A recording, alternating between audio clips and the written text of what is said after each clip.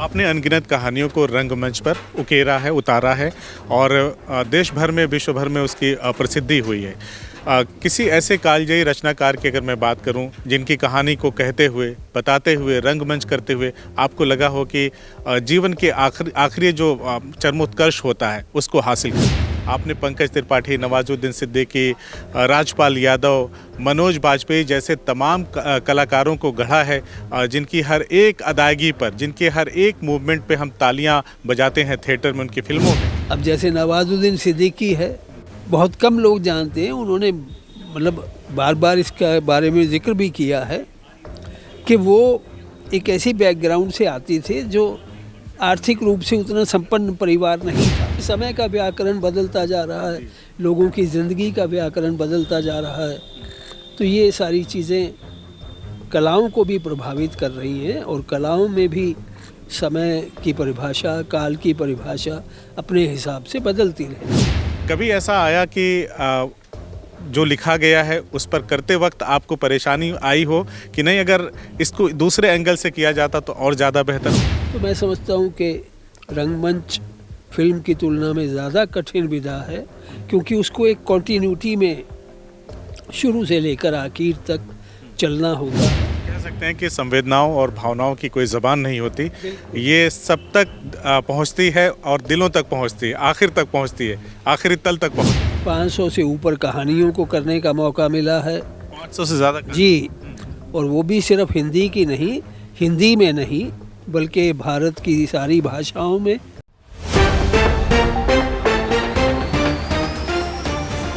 जब भी आप हिंदी फिल्मों में पंकज त्रिपाठी, मनोज बाजपेयी, नवाजुद्दीन सिद्दीकी को अभिनय करते हुए देखते होंगे तो आप उनके अभिनय से चमत्कृत हो जाते होंगे। आप सोचते होंगे कि आखिर लीक से हटकर अभिनय करने वाले इन अभिनेताओं को कौन प्रशिक्षित करता होगा, कौन इन्हें ट्रेनिंग देता होगा कि अपनी फिल्मों के जो मुख्य किरदार होते हैं, जैसे अगर मैं सलमान खान की बात करूं, शाहरुख खान की बात करूं, तो ये उन पर भी 20 पड़ते हुए दिखाई देने लगते हैं।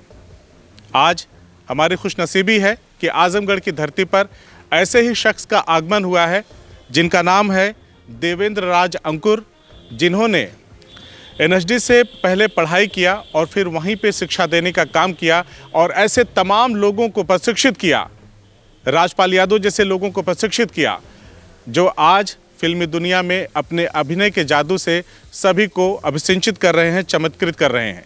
आपको कहानी का रंगमंच का जनक भी कहा जाता है। इनसे हम ढेर सारी बातें करेंगे, जानने समझने का हम प्रयास करेंगे। रंगमंच की उन तमाम विधाओं के बारे में सर से बातचीत करेंगे जिसे वो जीते चले आए हैं वर्षों से।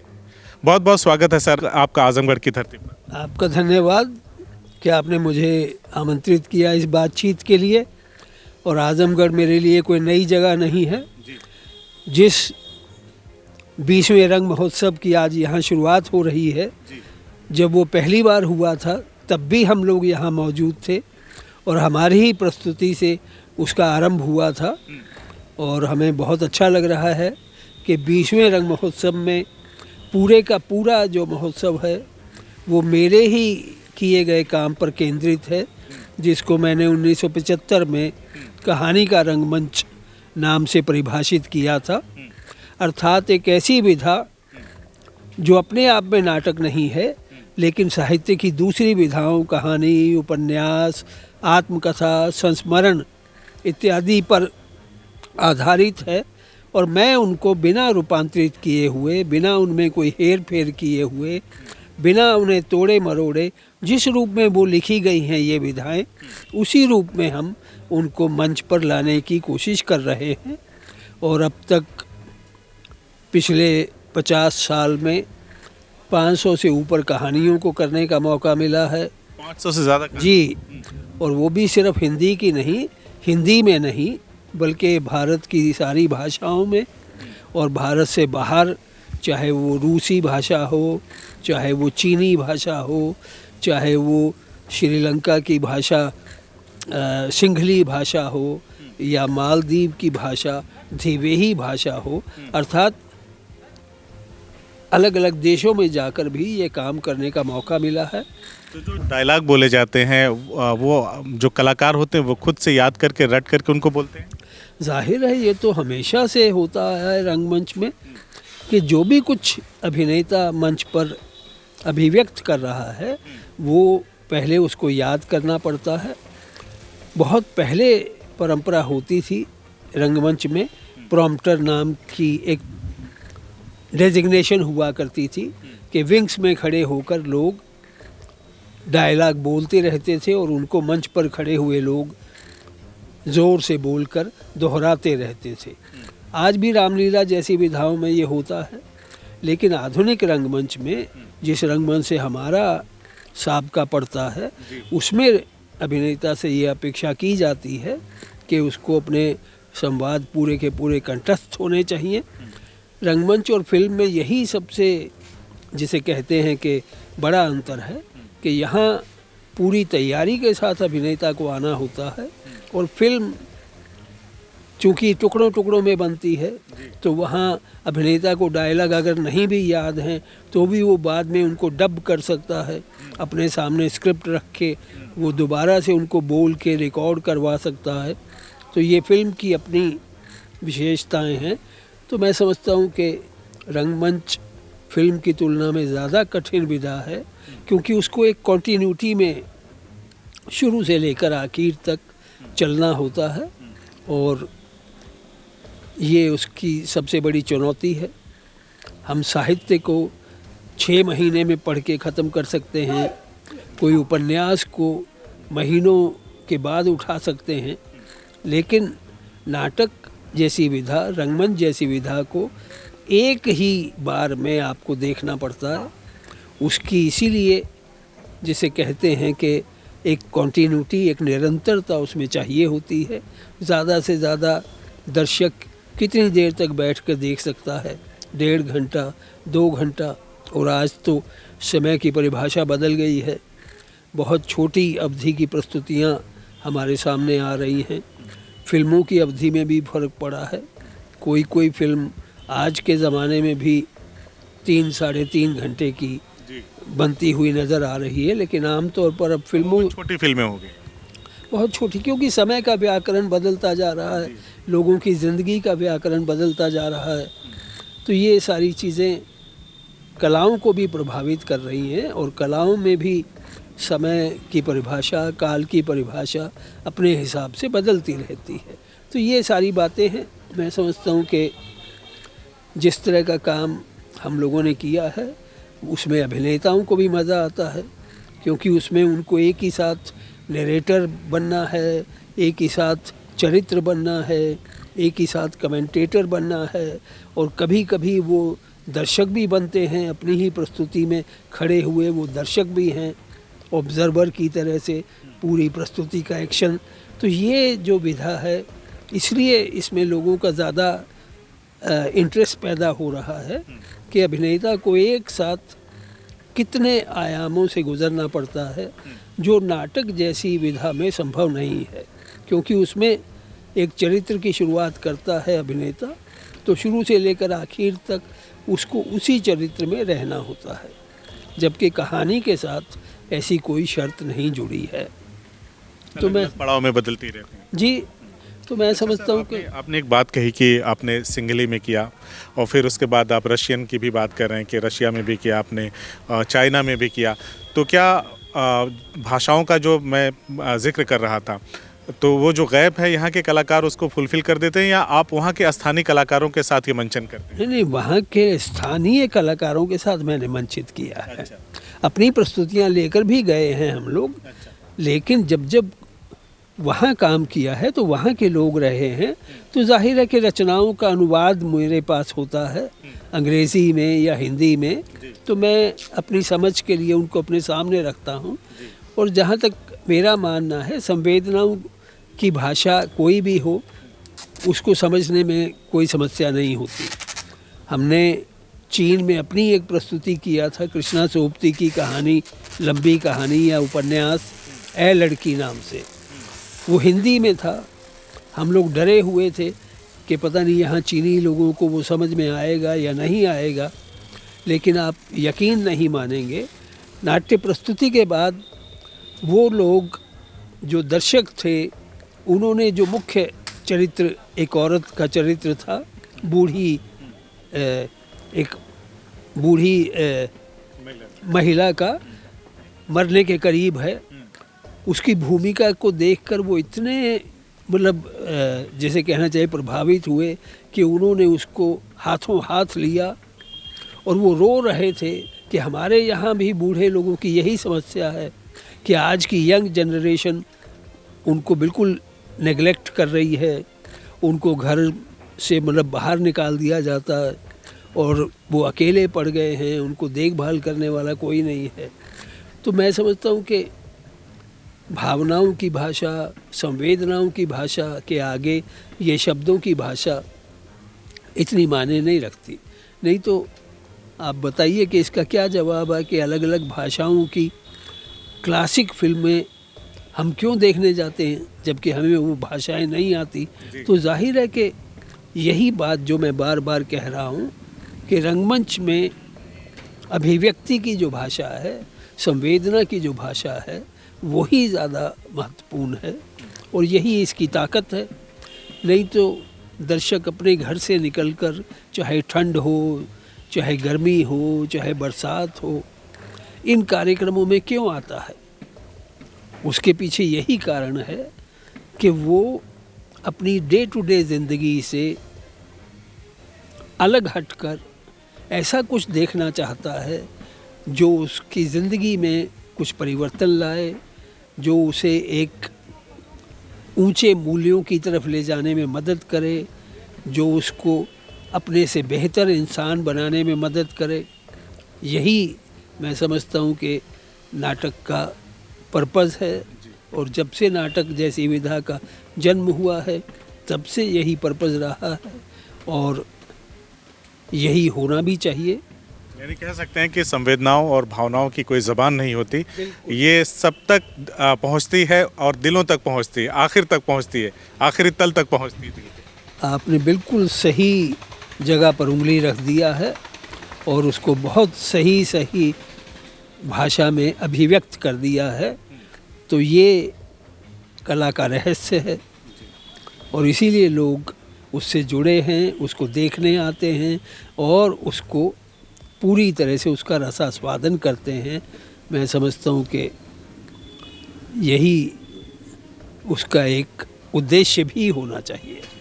कहानी का रंगमंच, जो कहानियाँ पहले रचित हो चुकी हैं उस पर आप रंगमंच करते हैं। कभी ऐसा आया, क्योंकि आपने ये कहा कि हम बिना कुछ काटे छाटे एज इट इज़ जो भी वास्तविकता होती है, जैसा लिखा गया होता है वैसा ही हम रच देते हैं।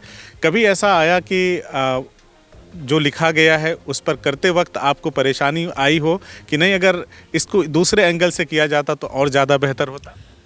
मेरे सामने ऐसा कोई बहुत ज़्यादा दुविधा नहीं आई, क्योंकि आप किसी भी कहानी को क्यों करना चाहते हैं, जाहिर है कि उस कहानी ने आपको अंदर से झकझोरा है, आपके सामने कोई सवाल उठाए हैं, आपको उसे करने के लिए प्रेरित किया है।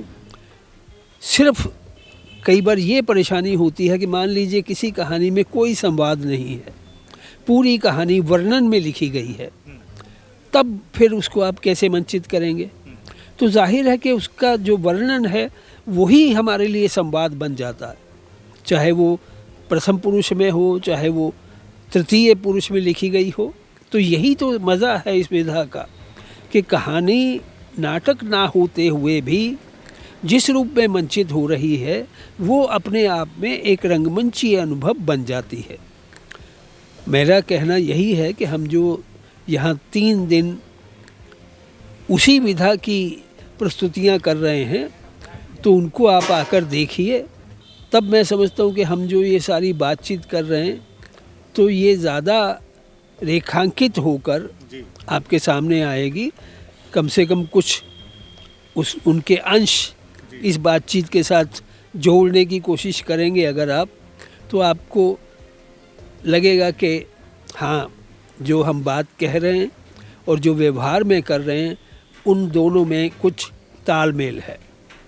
आपने अनगिनत कहानियों को रंगमंच पर उकेरा है, उतारा है और देश भर में, विश्व भर में उसकी प्रसिद्धि हुई है।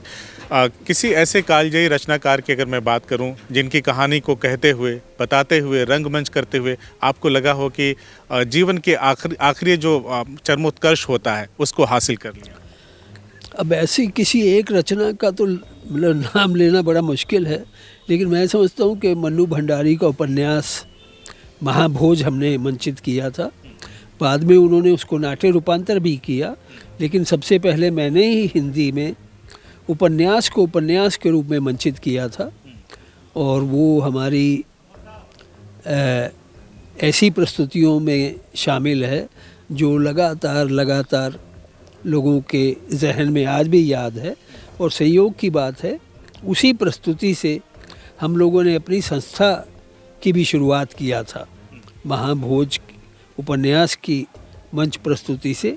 तो मैं समझता हूँ कि वो मेरे लिए हमेशा एक ऐसी यादगार प्रस्तुति रहेगी। फिर इसके बाद एक पंजाबी की लेखिका हैं अजीत कौर, हमने उनकी आत्मकथा को मंचित किया, खाना बदोश नाम से। उनकी बहुत चिरपरिचित आत्मकथा है जिसको हमने हिंदी में मंचित किया, और उसमें 2 ही पात्र हैं और वो अपनी मतलब रियल लाइफ में पति पत्नी थे। तो वो प्रस्तुति बहुत सालों तक चलती रही, क्योंकि उन दोनों को साथ ही रहना है। संयोग है कि अभी फिर इस बार इस महोत्सव में फिर एक पति पत्नी की प्रस्तुति है, जिसमें सुषमा मुनींद्र आज की एक हिंदी लेखिका हैं, मध्य प्रदेश में रहती हैं। उनकी 2 कहानियों को मंचित कर रहे हैं। और सूत्रधार नाट्य संस्थान जो इस रंग महोत्सव को ऑर्गेनाइज कर रहा है, उसके जो संचालक हैं पति पत्नी अभिषेक पंडित और ममता पंडित, उन दोनों को उसमें रखा है। और ये प्रस्तुति भी मुझे लगता है आज पहली बार यहाँ मंचित होने जा रही है और काफ़ी दिनों तक चलने वाली प्रस्तुति है। क्यों? क्योंकि पति पत्नी होने के कारण ये सुविधा है कि वो जब चाहें, जहाँ चाहें वो इसको लेके जा सकते हैं और उसके ज़्यादा से ज़्यादा मंचन कर सकते हैं। तो इस तरह की प्रस्तुतियाँ, और अभी हमारी 5-6 प्रस्तुतियाँ ऐसी हैं जो हम पिछले 15 साल से लगातार कर रहे हैं। आज जो शाम में प्रस्तुति होने जा रही है गरीब नवाज की, संतोष चौबे की एक कहानी है, उसको हमने 2015 में तैयार किया था। तो पिछले 10 साल में हम हिंदुस्तान के लगभग सभी बड़े बड़े शहरों में कर चुके हैं, यहाँ पहली बार करने जा रहे हैं। तो ये सुविधा है हमारे साथ कि टीम के मेंबर रेगुलर हमारे साथ हैं, और हमारी कोई भी प्रस्तुति 1 सप्ताह के नोटिस पर हम लोग दोबारा से रिवाइव करने के लिए तैयार रहते हैं। बनगली का आखिरी मकान, क्योंकि मैं चाह रहा था आप अपनी बातचीत में से शामिल करें, इसलिए मैंने इसका नाम लिया, तो इसके बारे में बताएं। देखिए, ये स्वर्ण जयंती मनाई गई थी, तो उस वक्त आपने इसको कराया था। बिल्कुल ऐसा है, उसका इतिहास पुराना है। सबसे पहले मैंने वो राष्ट्रीय नाट्य विद्यालय रंगमंडल के साथ 1996 में की थी, 1996 में मंचित किया था, और धर्मवीर भारती उसको देखने आए थे। बाद में राष्ट्रीय नाट्य विद्यालय ने अपनी ओर से कहानी का रंगमंच पर एक पुस्तक प्रकाशित की, तो उसमें धर्मवीर भारती ने उस कहानी को देखने के अपने अनुभव पर एक लेख लिखा था। और वो लेख इतना अच्छा उन्होंने लिखा है कि अपनी ही कहानी को मंचित होते हुए देखना एक ऐसा अद्भुत अनुभव था उनके लिए कि वो इतने भावावेश से भर गए अपने बचपन की उस कहानी को देखते हुए, क्योंकि उनका अपना ही बचपन उसमें काफ़ी कुछ 6-7 साल रिफ्लेक्ट हुआ है। और ये संयोग है कि राष्ट्रीय नाट्य विद्यालय ने उनकी 100वीं जयंती पर मुझसे दोबारा ये आग्रह किया कि आप उस कहानी को हमारे रंगमंडल के लिए दोबारा तैयार कीजिए। तो आप सोचिए कि 1996 से के बाद 2023-24 में मैंने उसको अब जो वर्तमान रंगमंडल के सदस्य हैं उनके साथ तैयार किया है और वो लगातार खेला जा रहा है। और ये प्रस्तुति भी उसका पुराने प्रस्तुति का पुनर्प्रस्तुतिकरण तो नहीं, लेकिन एक नए रूप में उभर कर आ गई है, क्योंकि लोग बदल गए हैं और काफ़ी कुछ चीज़ें नई जुड़ गई हैं। तो ये मेरी एक, जिसे कहना चाहिए कि कालजयी प्रस्तुतियों में इसको भी मैं रखना चाहूँगा। मैं क्षमा चाहूँगा कि हमारी पहली बातचीत में और आपने बिल्कुल सही इशारा उसकी तरफ कर दिया है, तो इस बहाने उस प्रस्तुति को भी दोबारा से जीने और याद करने का मुझे मौका मिल रहा है। डिजिटल के तमाम माध्यमों में मैं आपको तलाश कर रहा था, तो मुझे ये चीज़ वहाँ पे दिखाई दे गई। तो मेरे बातचीत करने से पहले मेरे जहन में वो बात थी कि मतलब मैं इस पे ज़रूर आपसे बातचीत करूँगा। और आपने संयोग की बात करी, एक सुखद संयोग आपके साथ भी जुड़ा है कि आपने जहाँ से पढ़ाई की NSD से, वहीं पे आपने पढ़ाया भी और आप निर्देशक भी रहे। आपने पंकज त्रिपाठी, नवाजुद्दीन सिद्दीकी, राजपाल यादव, मनोज बाजपेयी जैसे तमाम कलाकारों को गढ़ा है, जिनकी हर एक अदायगी पर, जिनके हर एक मूवमेंट पे हम तालियां बजाते हैं थिएटर में, उनकी फिल्मों में। तो किस तरह का इनका व्यवहार रहा, सीखने की जो इनकी ललक थी? क्योंकि जो लोग भी इंटरव्यू देख रहे होंगे उसमें से हो सकता है कि बहुत सारे लोग अभिनय के क्षेत्र में जाना चाहते हों, तो किस तरह का इनका रूटीन था, कैसे आपने इनको सिखाया पढ़ाया, उसके बारे में बताइए। देखिए, ऐसा मिथ बना हुआ है कि अब आज ये सब बड़े नाम हैं। जब कोई आदमी शुरुआत करता है तो वो बिल्कुल एक ही स्तर पर सारे स्टूडेंट्स होते हैं।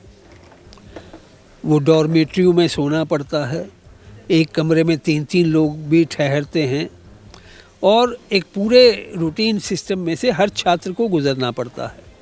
लेकिन इसके बावजूद जिस आदमी के दिमाग में शुरू से ये स्पष्ट होता है कि उसे कहाँ पहुँचना है, तो वो उस तरह से अपनी तैयारी शुरू कर देता है। अब जैसे नवाजुद्दीन सिद्दीकी है, बहुत कम लोग जानते हैं, उन्होंने मतलब बार बार इसका बारे में जिक्र भी किया है कि वो एक ऐसी बैकग्राउंड से आती थे जो आर्थिक रूप से उतना संपन्न परिवार नहीं था। तो इसके बावजूद उन्होंने अपने संघर्षों से, स्कूल में तो बहुत कम स्कॉलरशिप होता था उस ज़माने में, लेकिन वो बाकायदा, आप सोचिए कि रामलीला के दिनों में रामलीला में अभिनय करके थोड़ा पैसा कमाना और रात को चौकीदारी जैसे काम करके थोड़ा अलग से पैसा कमाना और सुबह क्लास में हाजिर होना, तो इतना स्ट्रगल करना पड़ता है। और वो अपनी आत्मकथा में भी उन्होंने बताया है कि बम्बई आने के बाद भी उनको शुरुआती स्टेज में ये सारे काम करने पड़े। 1996 में पास करने के बाद हमने उनका नाम बम्बई फिल्मों की दुनिया में 2010 या 2012 के आसपास सुना है। खासकर कहानी फिल्म से वो उभर कर हमारे सामने आए। तो 12 और 4 16 साल में उनका इतिहास हम में से कोई नहीं जानता। तो हर एक के पीछे एक स्ट्रगल छुपा हुआ है, लेकिन यहीं पर ये चुनौती रहती है कि उस स्ट्रगल का सामना करके किस तरह से अपने आप को साबित किया जाए। तो चाहे वो पंकज त्रिपाठी हो, पंकज त्रिपाठी ने 2004 में पास किया था और हमने उनका नाम कब सुनना शुरू किया फिल्मों में, आप अंदाज़ा लगा सकते हैं। कम से कम नहीं तो 10-15 साल का एक लंबी यात्रा होगी जब से उनकी को हमने फिल्मों में देखना शुरू किया। तो हम उस इतिहास को भूल जाते हैं। अगर हम उस इतिहास पे नज़र रखेंगे तो हर एक के पीछे एक ऐसा मतलब लंबा संघर्ष का इतिहास मौजूद रहता है। लेकिन जैसा मैं बार बार कह रहा हूँ, मतलब मैं अपने आप को देखता हूँ, 1972 में मैंने राष्ट्रीय नाट्य विद्यालय से पास किया था, लेकिन ऐसा तो नहीं कि मुझे दूसरे दिन से काम मिलना शुरू हो गया हो। उस वक्त तो कुछ भी नहीं था, ना फिल्में थी, ना टेलीविज़न था, ना सीरीज़ थे, ना ओटीटी था, ना स्कूल का विस्तार कार्यक्रम था कि आप जाके कहीं पढ़ा सकें, कहीं सिखा सकें। तो हम लोगों ने फ्रीलांसिंग करते हुए और उसमें बेकार भी रहे, और अब तो तमाम माध्यम हो गए हैं ऑडियंस तक पहुंचने हो के। गए, इसके बावजूद लोगों का स्ट्रगल ख़त्म नहीं हो रहा है। तो ये बात मतलब बहुत इम्पॉर्टेंट है कि आप चीज़ों का सामना कैसे करते हैं। तो हम 4 नाम ले रहे हैं, तो उसके अलावा भी तो 2000 छात्र हमारे यहाँ से निकले हैं राष्ट्रीय नाट्य विद्यालय से, तो हम उनका नाम नहीं ले पाते। हम ज़्यादा से ज़्यादा 25 लोगों तक पहुँच जाएंगे, तो वो लोग कहाँ चले गए। तो जाहिर है कि उन्होंने उतना साहस नहीं बटोरा और वो पीछे रह गए। तो ये बात है, ये तो हर फील्ड में है ना। कोई डॉक्टर नौकरी ज्वाइन कर लेता है मेडिकल करने के बाद, कोई अपना क्लिनिक खोल के बैठता है, तो क्लिनिक में उसकी रेपुटेशन बनते बनते 5 साल 10 साल लगेगा, तब उसके यहाँ पेशेंट आने शुरू होते हैं। तो ये हर कला के साथ है। तो मैं समझता हूँ कि इसको कोई उस तरह से बहुत ज़्यादा अलग दृष्टि से देखने की ज़रूरत नहीं है। चाहे आप आर्किटेक्ट बने, चाहे आप संगीतकार बने, चाहे आप कोई भी जॉब करें। अब आज पीएचडी किए हुए लोगों की भरमार है, उनको नौकरियां नहीं मिल रही हैं, तो फिर अब वो कहाँ से अपना गुजारा चलाएं। ये सवाल हर विधा में है और यहीं पे आदमी की परीक्षा होती है। आगे भी सवाल कायम रहेगा। आपकी इस रंगमंच की जो जीवन यात्रा है, निसंदेह उसमें आपको बहुत सारे सम्मान मिले होंगे। आपने जो अब तक की यात्रा की है, उस दौरान आपने जो भी काम किया है, चाहे एक विद्यार्थी के तौर पर रंगमंच के, चाहे एक प्रशिक्षक के तौर पे, कभी ऐसा लगता है मन में कि कुछ जैसे कशिश रहती हो कि अभी ये चीज़ करना मुझे बाकी रह गया है? हालांकि एक कलाकार कभी संतुष्ट नहीं होता। आप क्या कहना चाहते? देखिए, मैं तो, मेरे लिए वो यात्रा ख़त्म नहीं हुई है। मैं आज भी लिख रहा हूँ, मैं आज भी उतना ही प्रैक्टिकल काम कर रहा हूँ, और मैं आज भी पढ़ा रहा हूँ जगह जगह जाकर। मैं 78वें वर्ष में चल रहा हूँ। इसके बावजूद मैं पूरे साल हिंदुस्तान के अलग अलग शहरों में मुझे जाना पड़ता है। हालांकि मैं मना करता हूँ कि अब मुझे मत बुलाओ, लेकिन लोग छोड़ते नहीं हैं। तो ये यात्रा चलती रहेगी और एक से एक पुस्तकें लिखने का मौका मिला है, और वो पुस्तकें ऐसा भी नहीं कि बिक के ख़त्म हो गई और एक बार के बाद दोबारा नहीं छपी। लगातार लोग उनको पढ़ रहे हैं और एक तरह से वो आवश्यक टेक्स्ट बुक की तरह से पढ़ी जा रही हैं। तो मुझे बहुत खुशी होती है कि हम लोग सही दिशा में काम कर रहे हैं और इसका कोई अंत नहीं है। अगर हम संतुष्ट हो जाएंगे तो फिर तो उस दिन सब खत्म हो जाएगा। जब तक असंतुष्ट हैं तब तक ये यात्रा भी चलती रहेगी। तो मैं समझता हूँ कि बहुत बातचीत हो गया है। हमने बातचीत किया डॉक्टर देवेंद्र राज अंकुर जी से। इनकी जो जीवन की कहानी है, जो रंगमंच की इनकी यात्रा है, उसे 1 घंटे या 1 दिन के किसी एपिसोड में समेट पाना बेहद मुश्किल है। यह हमारे लिए सौभाग्य की बात है कि हमारे 20वें आरंगम में रंग महोत्सव हो रहा है, जो सूत्रधार नाट्य संस्था यहाँ पे कराती है, अभिषेक पंडित ममता पंडित कराते हैं। उनमें 3 दिन तक ये आयोजन चलेगा। सर के 3 नाटकों का मंचन भी होगा, कहानियों का मंचन करेंगे आप यहाँ पे। और सर से हमने बहुत सारी बातचीत की, बहुत सारे अभिनेताओं को उन्होंने पढ़ाया जो आज के प्रख्यात अभिनेता हैं, तो उनको आपने पढ़ाया है, आज वो पूरी दुनिया में अपनी चमक बिखेर रहे हैं। सर से आगे भी बातचीत होती रहेगी। आपने हमें अपना कीमती समय दिया, आपका बहुत बहुत आभार। मैं आपका बहुत बहुत धन्यवाद करता हूँ और मुझे बहुत मज़ा आया आपसे बात करके। और आजमगढ़ के सभी दर्शकों को मेरा नमस्कार। उनसे मुलाकात होगा और लगातार मुलाकात होता रहा। जैसा मैंने पहले भी बताया था, इस रंग महोत्सव में पिछले 20 साल में हम शुरुआत भी हम ही ने किया था और उसका 20वां सेलिब्रेशन भी हम ही लोग कर रहे हैं। बहुत बहुत धन्यवाद। CIB इंडिया न्यूज की सभी खबरों को देखने के लिए लाल रंग की बटन को दबाकर चैनल को सब्सक्राइब जरूर करें, घंटी जरूर दबाएं ताकि हमारी सभी खबरों के नोटिफिकेशंस आप तक पहुंचते रहें।